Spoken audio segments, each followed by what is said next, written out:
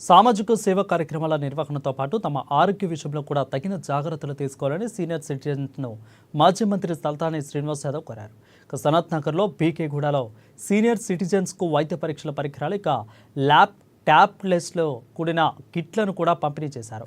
అదేవిధంగా తమ వయస్సును సైతం లెక్క చేయకుండా అనేక సేవా కార్యక్రమాలలో ఎంతో ఉత్సాహంగా పాల్గొంటున్నారని చెప్పారు. ప్రతి సంవత్సరం వేసవి కాలంలో పేదలకు అన్నదాన కార్యక్రమం నిర్వహిస్తూ వేలాది మంది ఆకలి తీరుస్తున్నారని, ఉచిత వైద్య శిబిరాల నిర్వహణ, పేద విద్యార్థులకు పుస్తకాల పంపిణీ వంటి కార్యక్రమాలు నిర్వహిస్తున్నారని విషయాన్ని గుర్తు చేశారు.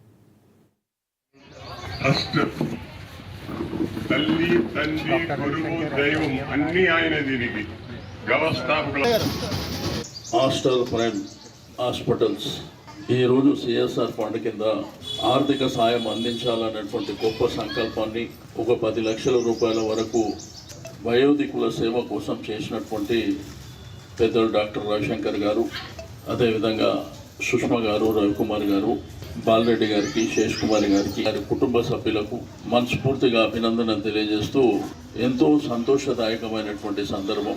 మనకందరికీ తెలుసు, ఈరోజు సమాజంలో ఎవరు ఆలోచన చేసినా కానీ నాదేంది, నా కుటుంబం ఏంది అనేటువంటి ఆలోచన విధానంతో ముందుకు వెళ్తున్నటువంటి సమాజంలో మరి ఎస్ఆర్ నగర్, అమీర్పేట ప్రాంతంలో, బీకేగూడ ప్రాంతంలో సీనియర్ సిటిజన్స్ ఒక ట్రస్ట్ ఏర్పాటు చేసి ఈ వయసులో కూడా సమాజ సేవ చేయొచ్చు అనేటువంటిది ఈ యొక్క రాష్ట్రానికే కాకుండా ఈ దేశానికి కూడా ఆదర్శంగా నిలిచినటువంటి దాంట్లో ప్రథముడైనటువంటి పార్థసారథి గారికి నేను మనస్ఫూర్తిగా అభినందన తెలియజేస్తా ఉన్నాను.